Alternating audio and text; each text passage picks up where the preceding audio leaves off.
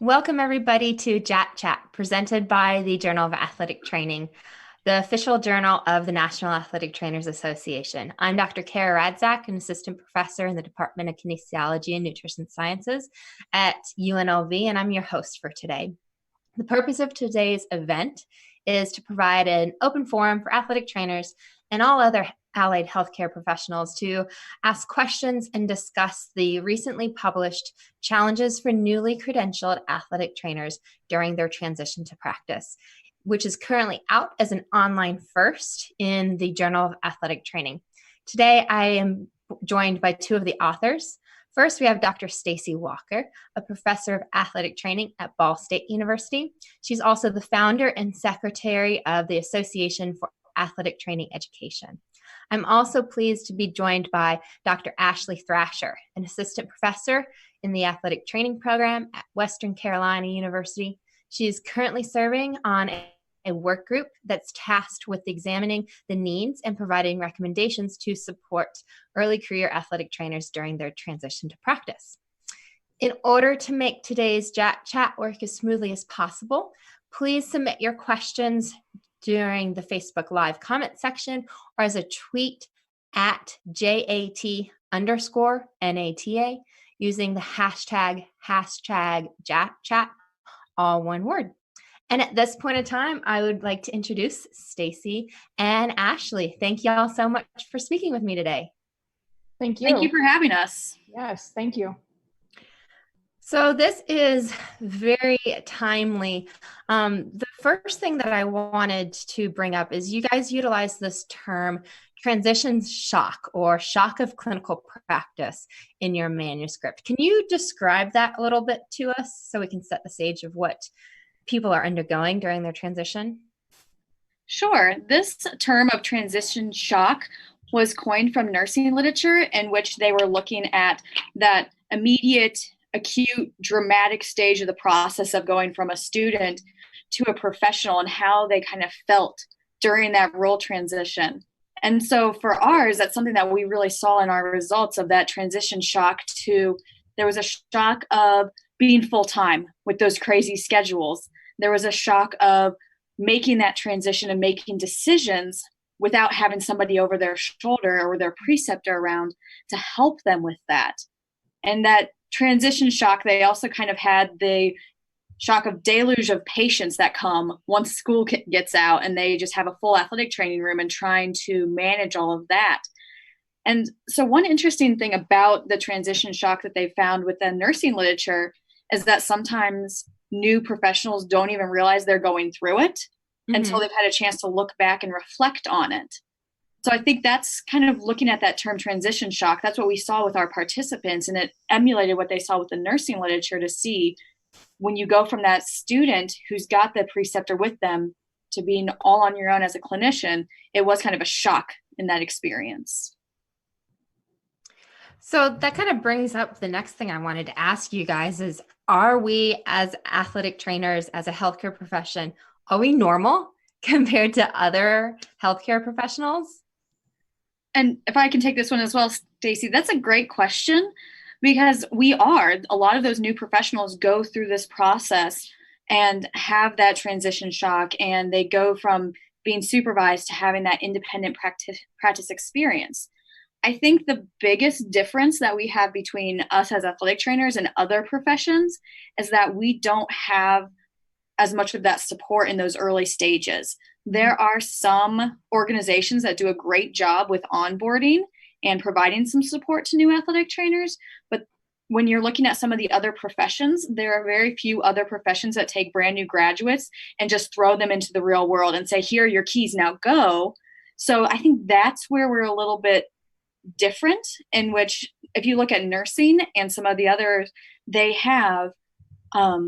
go through the process of a preceptorship where once they're graduated credentialed healthcare providers, they still have a preceptor to help mentor them along the way. Whereas in athletic training, as I mentioned, some organizations are doing a great job with that, but there are a lot that aren't. And so I think that's where the biggest difference is. We're normal in terms of the experiences that new athletic trainers go through. We're not as normal in the support that is provided to them through that process. Thank you, Ashley. Stacey, what do you have to add to that? Just that, especially the high school setting, there are very few, if you think of the high school setting, it's a setting where naturally the person is usually one of the only healthcare providers, might be a nurse, and a lot of high school athletic trainers are the sole athletic trainer at their place. Mm-hmm. Then you put a brand new grad, you put someone who has no history, no practice history by themselves. And you don't see that in other health professions. You don't see nurses going off into a clinical practice by themselves, physicians going off into a clinical practice. And it just is something that, the challenges that new healthcare professionals have, we're very similar, but we are not very nice to our new athletic trainers sometimes. So that actually segues really nicely into a question that's coming from the audience right now. And they're asking, what are resources available for administrators or senior athletic trainers, senior clinicians that want to improve the transition practice in their environment? So we have a really good paper that came out a few years ago that I can retweet or tweet out sometime today. That has, and Ashley was the lead on this, so I'll talk a little bit and then I'll let her go because she was the lead. And it outlines some things on orientation mm-hmm. that are a checklist of orientation. We looked at the things that people had for orientation, and then we looked at what they felt they needed. And that article is actually really good.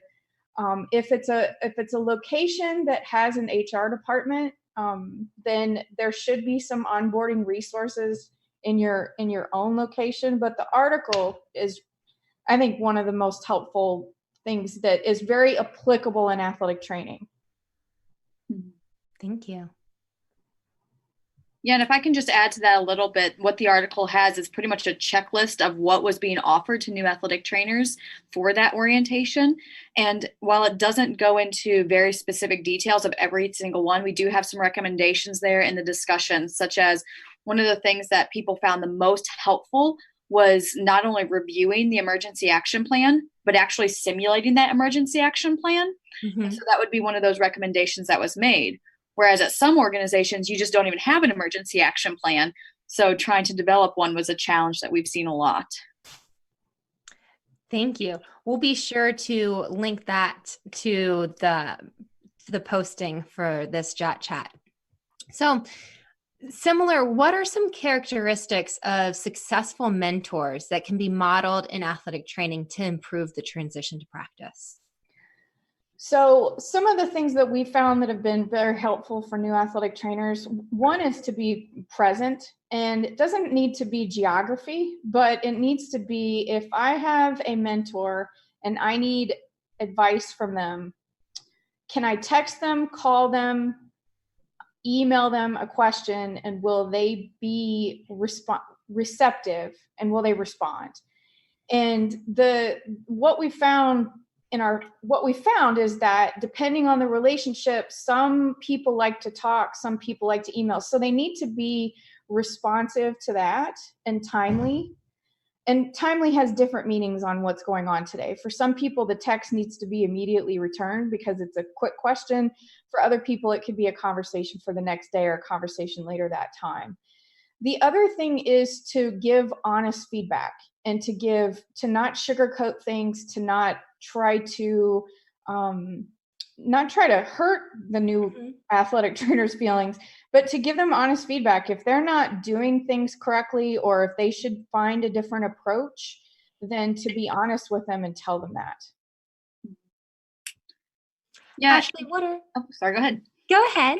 I was just going to add one more thing with what I found in some of the more other literature that I'm looking at, or one of the other studies I'm working on, is for the mentor. I don't know if there's employers out there listening, but a lot of them liked having a supervisor who was a mentor, but they also liked having someone that was not necessarily their direct supervisor, because sometimes the new athletic trainers, if they have to ask their supervisor, they'll feel it's more of a judgment, and they might be they don't want the supervisor to think the new athletic trainer doesn't know what they're doing or doesn't know what they're talking about. So sometimes having another peer athletic trainer, maybe somebody who's got more experience, especially at the high school, somebody who's in the district, can help them and be a resource for them in addition to that supervisor. And that way they don't feel kind of as nervous reaching out to that person because they're not being evaluated by that person.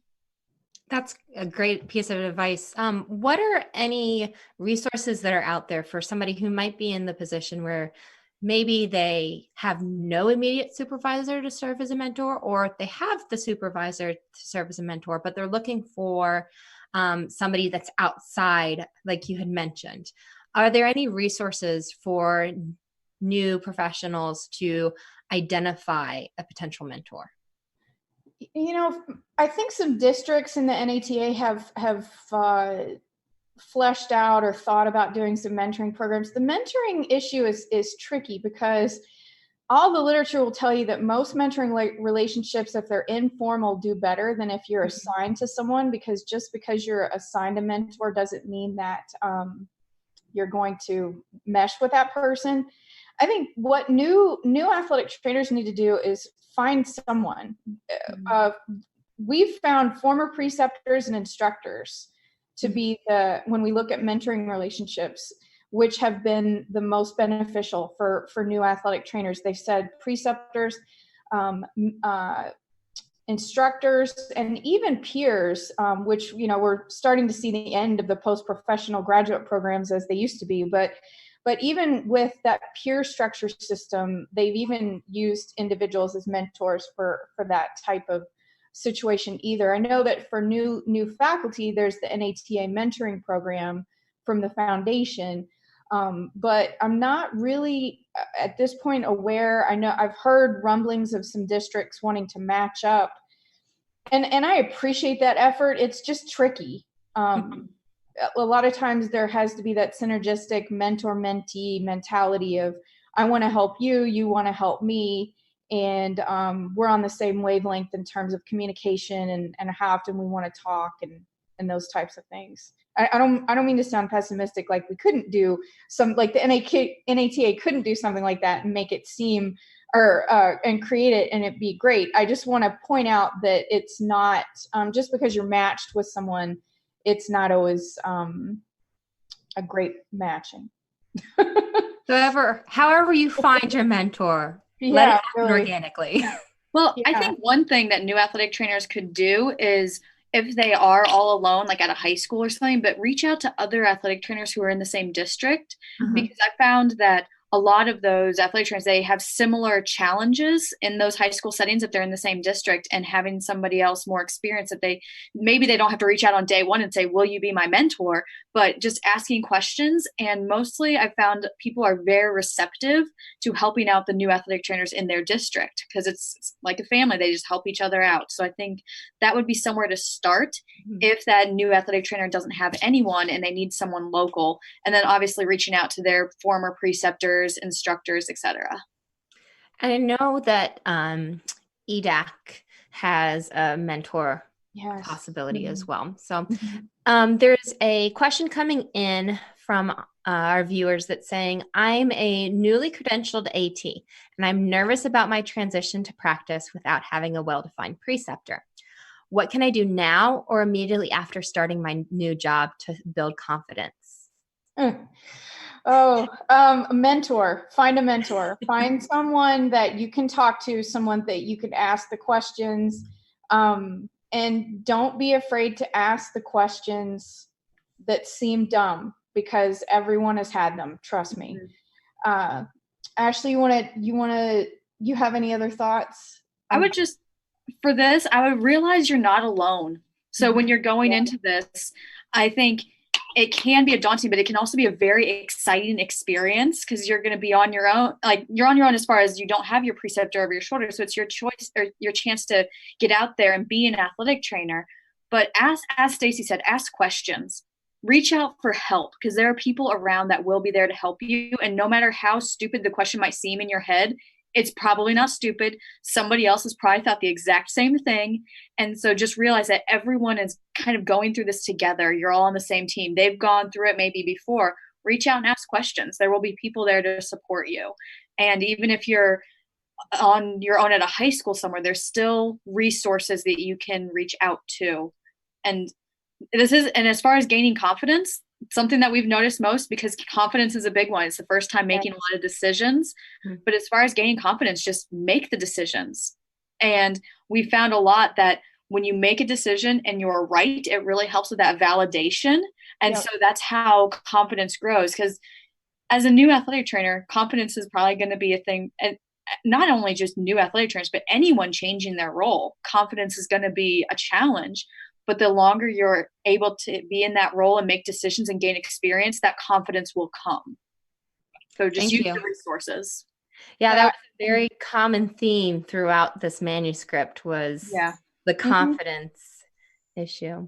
Yeah, the more the more you practice, the more, even when you make mistakes, you still gain some confidence because things never go as bad as we fear they're going to. Yeah. Mm-hmm. So and even if you make mistakes, most of the time it's something very minor, like I forgot to wrap this on in this certain way and I should have wrapped it this way. It's a pretty minor, you're going to learn from it. Yeah. What are the most common things that early career clinicians have asked for to help with the transition to practice? Policies and procedures. Emergency action plan. Protocols like schedules. Policies and procedures manual will cover a lot of that, because if you can talk about the schedule, you can talk about prioritization of treatment, you can talk about dress code, things like that. Just having that's probably what people would need the most when they're transitioning. Yeah, ordering MRIs. How does the insurance process work? How does the budgeting process work? A lot of the organ administration type things that you see as students, but you don't really.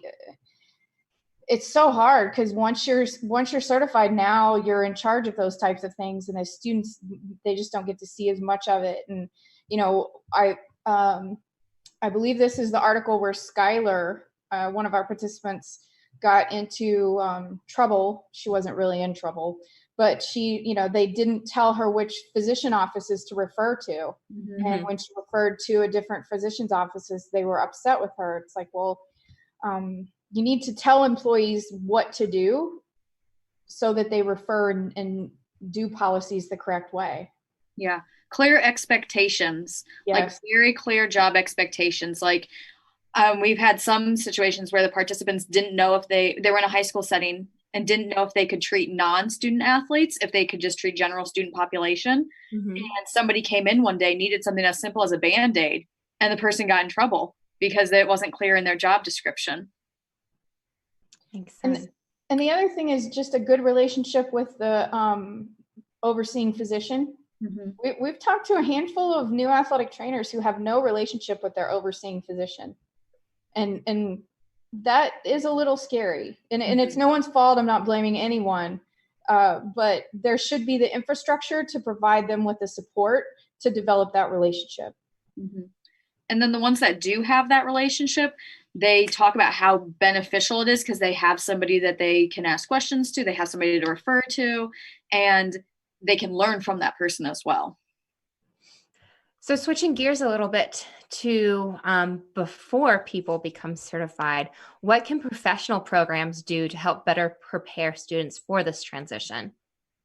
I think, one of the biggest things is to have them read some of the literature, whether it be stuff that Ashley and I and some others have done, or even the nursing literature, and help them understand that all of these feelings and the things that they're going through it's all normal. Mm-hmm. And that it's okay to feel not confident and to wonder if you've made the right decisions, and then stress over your decisions and all of those thoughts. It will be interesting to see how clinical immersion changes things. There's a lot of kind of talk about clinical immersion and will it, cure the transition to practice. I don't think it will, because we can put students in clinical immersion for 20, 30 weeks for their 2 years, but we still can't, if they go to a different job setting in a new high school, we can't teach them how that budget system works. So there's still things they're going to transition and need to learn. But But I think understanding that all of the things are normal, trying to get as much clinical practice, trying to get as much interactions with their preceptors of all of the other things of the day-to-day, talking with insurance companies, budgeting, handling situations with coaches, talking to administrators. Mm-hmm.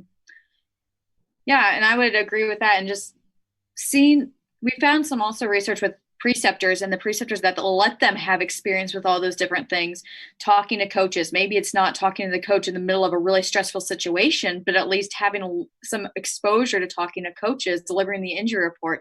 Preceptors who let students do more, the students come out and their transition is a lot easier. So they've had practice doing things. And some of our interviews, we've had situations in which somebody said, oh, I was doing an evaluation because I was the first person there and my preceptor literally pushed me out of the way. And then when she got into the clinical setting on her own, she didn't have those experiences. And so I think like the preceptors have a huge, huge role in this. So what they are allowing them to do, and obviously there are some limitations because the preceptor's job is for the patient care of the athlete. But when students get to be more actively involved in every aspect of patient care, including the documentation and insurance and all those things, they're more prepared for that transition. And I'll agree with Stacey. I think the immersion model is great. We use it here a lot, but our students, they still have to go through the same challenges with transition to practice. It does help a little bit in terms of they are understanding of the schedule a little bit more, but it doesn't solve all the transition to practice problems.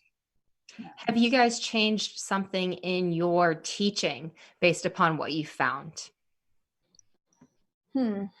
I do have our senior class, and I've implemented more into what, like we talk about some of these articles, we talk about some of these challenges, we talk about some of the big challenges that they'll see and then ways in which they might be able to overcome that. So I've implemented that a little bit in some of my classes. Mm-hmm. So that's what I've done. Great. I think that it's so hard because I've been doing this for a while. But you know, we've thought quite a bit about this as we created our new master's program, and we've done some things, especially communication, enhancing some of the simulations and standardized patient experiences that we, at least in our minds, want to provide for the students. But I think with me, the biggest thing I've done is really encourage students to have those non-sexy conversations with their preceptors about something as harmless as liability insurance. Mm-hmm. Do you get your own liability insurance, or do you rely on your employer's liability insurance? Not a real fun conversation, but I've seen multiple times on Twitter and other places where someone is a new grad and that's one of the first questions they have. And it's a valid question. It's not a great conversation. I think it's interesting, but a lot of other people don't. That's actually a perfect segue into an audience question that we have. So how do you see the emergence of support groups for new ATs on social media playing a role in this transition to practice? That's a great question. We haven't done any research as to into that. I have not been very big on Twitter until about the last 6 months or so, and sometimes I think the support can be really good, and then sometimes I think the support can be really disheartening, I guess is a safe word to use, because you know, there's still some old school mentality out there that's being supported on Twitter that, you know, you have to work this many hours and you have to do it this way, and you don't. And, you know, it doesn't need to always be the way it's been done. So I don't know research wise, but I would imagine for new athletic trainers, feeling some validation at times and being able to ask questions is helpful. Mm-hmm. Yeah, the follow-up from the audience in that is this avenue, so social media, an avenue for mentorship or more of a site for venting?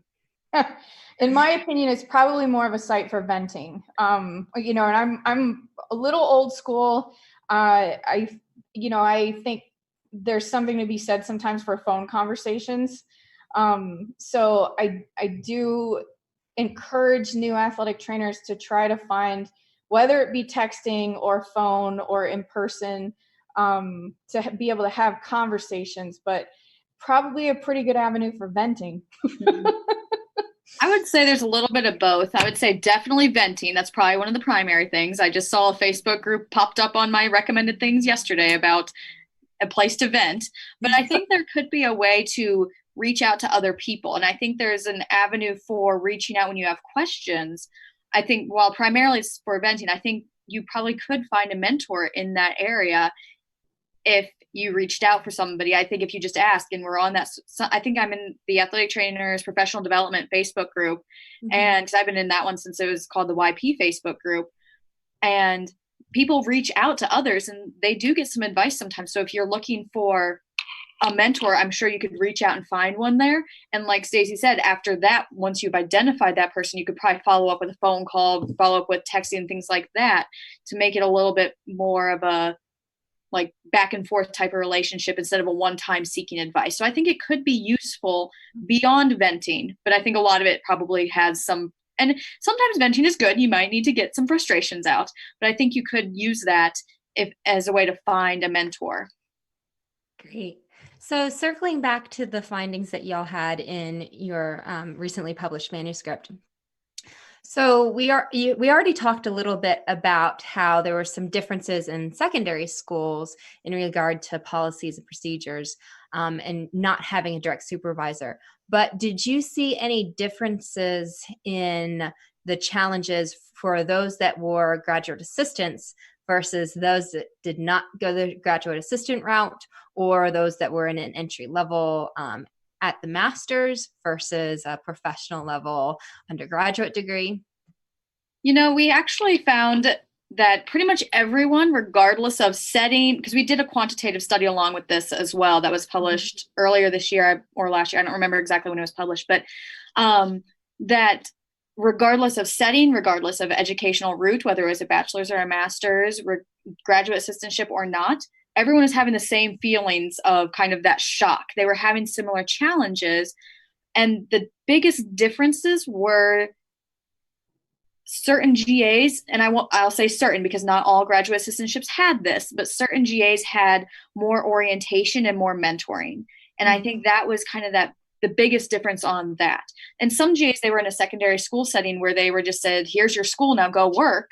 And so they weren't having that, but there were GAs that were in a good environment where they got a really good orientation. They had a mentor, they had somebody they could reach out to. They were working in a collegiate setting and they had a team of other athletic trainers there. I think that's where the biggest difference was, not specifically GA versus non-GA. It was more, did they have a network around them? So if they were in the college setting, they typically had that network, they typically had that orientation and that onboarding and that mentor.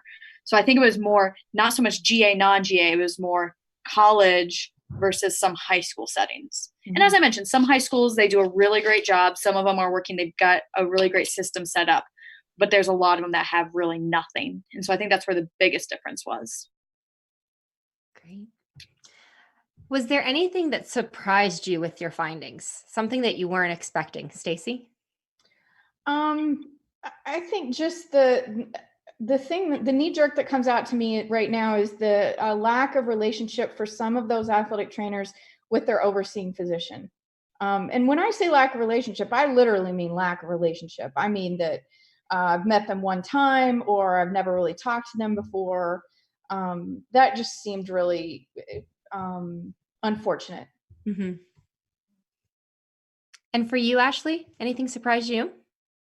I would say there wasn't anything that was a huge surprise, but I think some of it was more disheartening than anything to see that there were all these young professionals who went through this transition and were just thrown to the wolves. And that was a common theme that people said. They were just thrown to the wolves, sink or swim. Those were a lot of the terms that were used.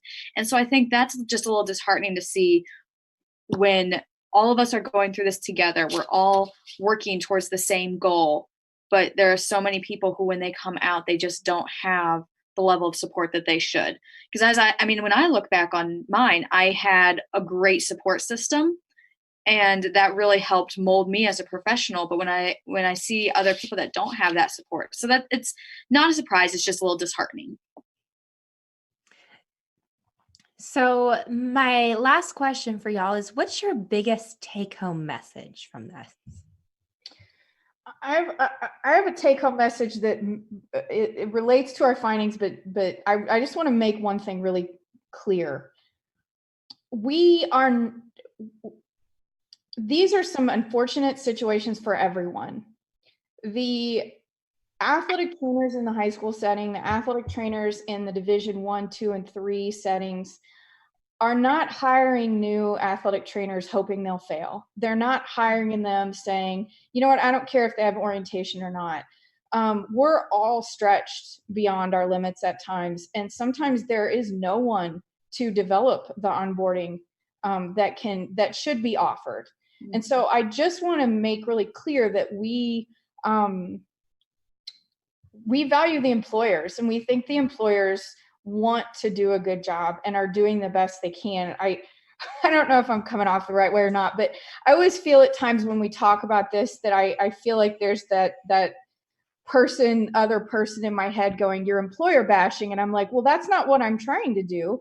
The mm-hmm. employers are also overworked. They're not, the lack of orientation is not the head athletic trainers problem. It's the systems problem. And we are better. I think as Ashley and I have done this through the years, we have seen things get better, and places are really, people are trying. And so, it's just, some of the situations are better than others. And that I really feel like employers are trying and are interested and wanting to do better, and have been doing better, by athletic trainers.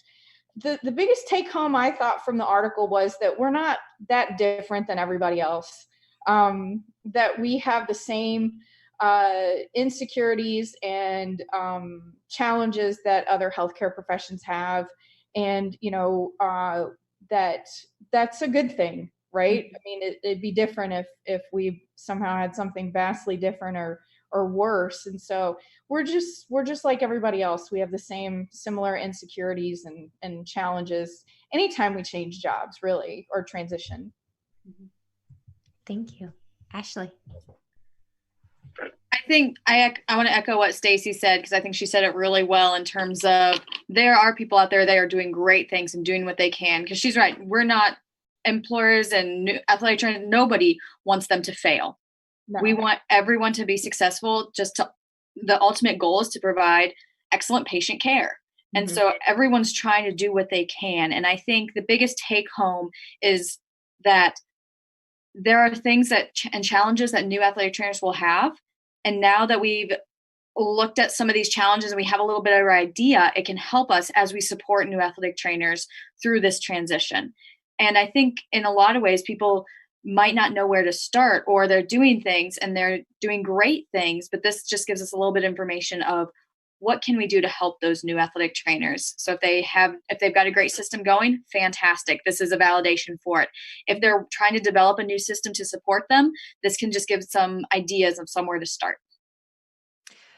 So what would be the first action step that you would recommend if anybody wants to just try to improve the transition to practice, whether it be they're a young professional themselves or they're an employer? What's the first action step that we can take? Policies and procedures. Yeah. And an orientation that's site specific. So just basic introductions, basic tour, policies and procedures.